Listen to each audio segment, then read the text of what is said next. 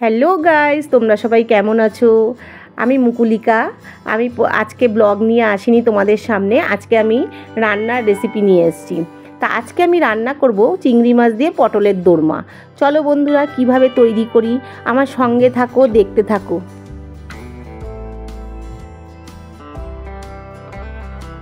বন্ধুরা, আমি এখানে 6-7 টুকরো পটল নিয়েছি।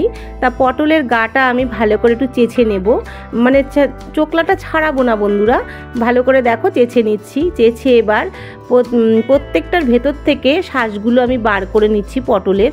তা প্রথমে আমি ছুরি দিয়ে ট্রাই করছিলাম, কিন্তু ছুরিতে একটু প্রবলেম হচ্ছিল। তারপরে চামচের পেছনটা দিয়ে ভালো করে পটলের ভেতর থেকে শাঁসগুলো বার করে নিয়েছি। বন্ধুরা দেখতে থাকো।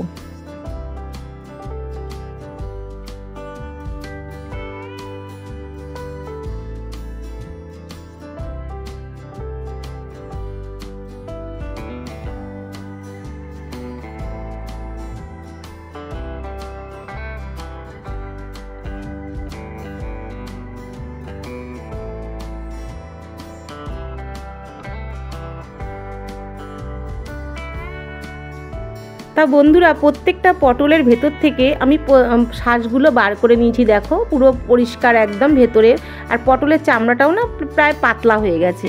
এবার আমি বন্ধুরা কড়াইতে তেল বসিয়ে দিয়েছি।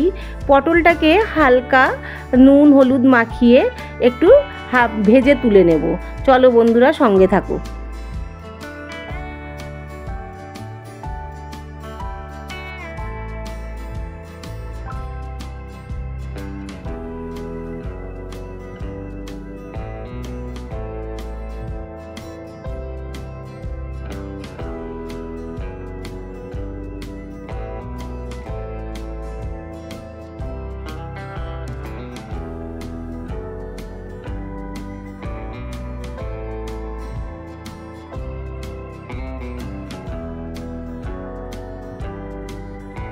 পটলগুলো আমার ভেজে তোলা হয়ে গেছে বন্ধুরা, আর এতটাই গরম না, আমি পটলগুলো ধরতে পারছি না।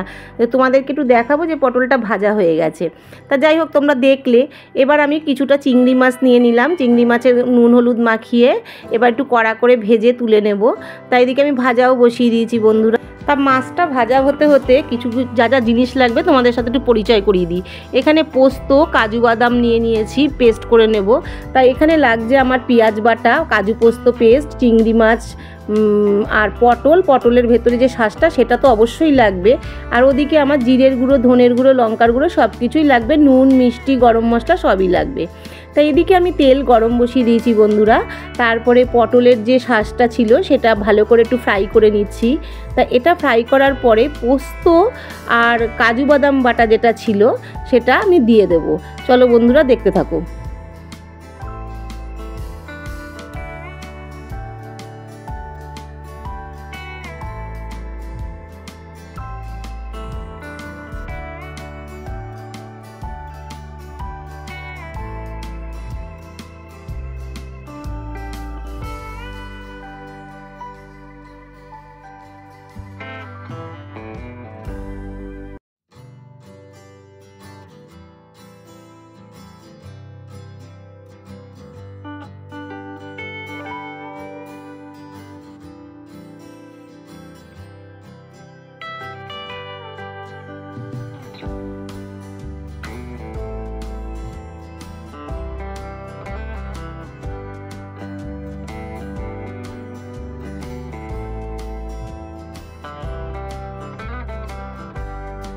বন্ধুরা, এদিকে আমার পুরটা প্রায় রেডি হয়ে গেছে।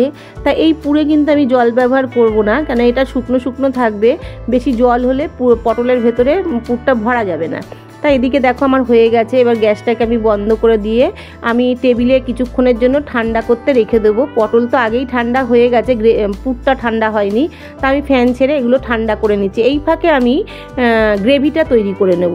তা গ্রেভিতে লাগছে গোটা গরম মশলা, তারপরে গোটা জিরে, আর দেবো ঘি, দেবো তেলের সাথে, সাদা তেলের সাথে ঘি দেবো। তা ঘিটা দিলে না ফ্লেভারটা খুব সুন্দর আসে বন্ধুরা। তা আমি এদিকে ঘি, সাদা তেল আর গরম মশলা ফোড়নে দিয়ে দিলাম। দেওয়ার পরে আমি পেঁয়াজ বাটা, আস্তে আস্তে টমেটো পেস্ট, আদা বাটা সব দিয়ে তৈরি করতে থাকবো মানে গ্রেভিটা। দেখতে থাকো বন্ধুরা।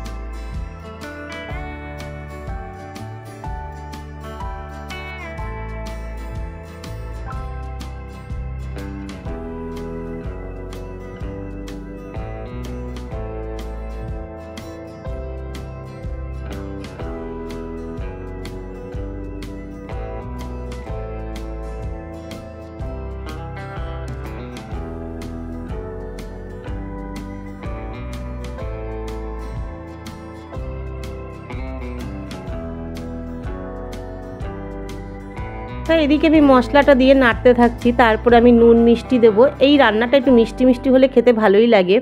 তা পেঁয়াজ একটু মিষ্টি আছে, আমি হালকা মিষ্টি দিয়েছি। তা নুন আর মিষ্টি দিয়ে এবার ভালো করে এটাকে নাড়বো। মশলাটাকে কষানোর পরে তারপরে আমি কি করি চলো বন্ধুরা।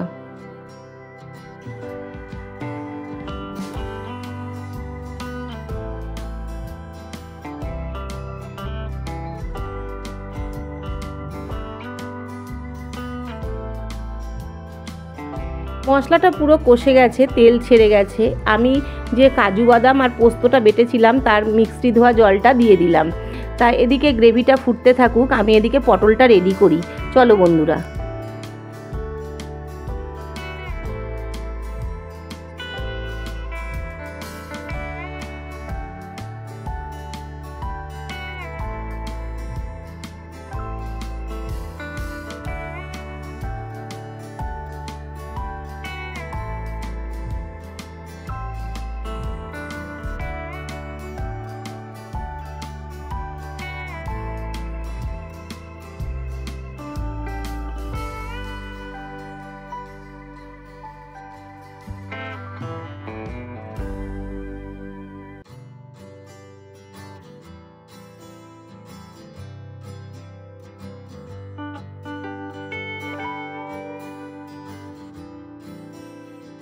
বন্ধুরা আমি একে একে সব পুরগুলো ভরে নিচ্ছি। দেখো বন্ধুরা আমার পুর ভরা কমপ্লিট। দেখতে কত সুন্দর লাগছে দেখো। এদিকে গ্রেভিটাও প্রায় হয়ে গেছে। চলো বন্ধুরা কিভাবে কি করি।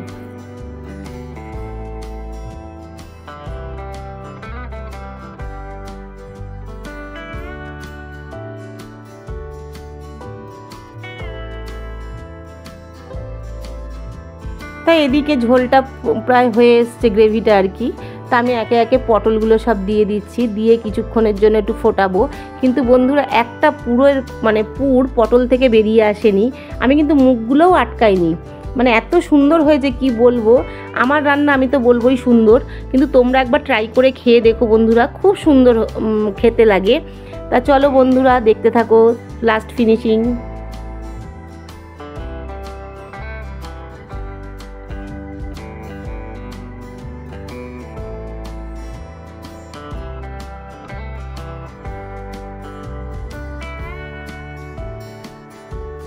বন্ধুরা ফাইনালি আমার পটলপুর রেডি। আর গ্রেভিটা টানাবো না, গ্রেভি থেকে তেল ছেড়ে দিয়েছে, রেডি হয়ে গেছে। আমি ঘি গরম মশলা দিয়েছিলাম বন্ধুরা, কিন্তু স্কিপ করে গেছি। তা এদিকে আমি টেবিলে নিয়ে চলে এসেছি পরিবেশনের জন্য। তাই এবার প্লেটে তুলে ধরছি বন্ধুরা। এত টেস্ট হয়েছিল কি বলবো। তা তোমরা একবার বন্ধুরা এভাবে বানিয়ে করে খেয়ে দেখো, খুব ভালো লাগবে। আর চিংড়ি মাছ যেটাতে পড়ে সেটা তো স্বাদ হবেই। আর দেখো বন্ধুরা পটল থেকে কিন্তু এক ফোঁটাও পুর বেরিয়ে আসেনি। পটলের মুখগুলো কিন্তু আমি বন্ধ করিনি। তা যাই হোক চলো দেখতে থাকো বন্ধুরা।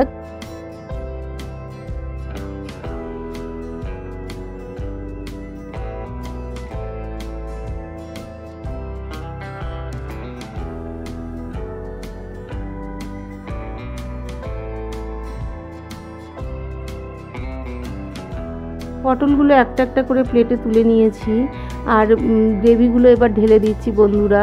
তা এইভাবে বন্ধুরা বানিয়ে খেয়ে দেখো, খুব ভালো লাগবে। পটলপুর বা কেউ বলে পটলের দোরমা, তা যে যেটা বলে অভ্যস্ত। আমি পটলপুরও বলি, দোরমাও বলি। দেখো বন্ধুরা কত সুন্দর লাগছে, খেতেও কিন্তু খুব টেস্টি হয়েছিল। ভিডিওটা যদি ভালো লাগে লাইক কমেন্ট সাবস্ক্রাইব করে আমার পাশে থেকো। টাটা।